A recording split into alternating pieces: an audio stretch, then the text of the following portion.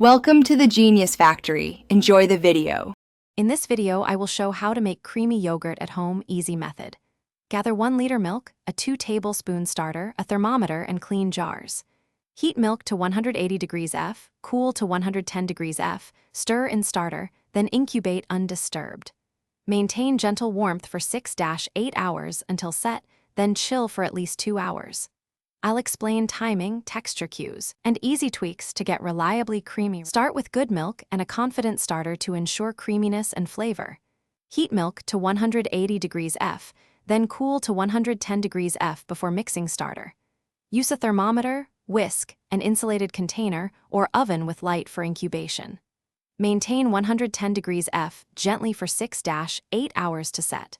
Flavor after incubation with honey, vanilla, or fruit. Chill for at least 2 hours to firm up and improve texture. If your yogurt is runny, strain the whey using a cheesecloth for thicker results and adjust incubation next time. For a weak set, try longer warmth or switch to whole milk to increase solids. If yogurt becomes too sour, reduce incubation hours or use slightly less starter.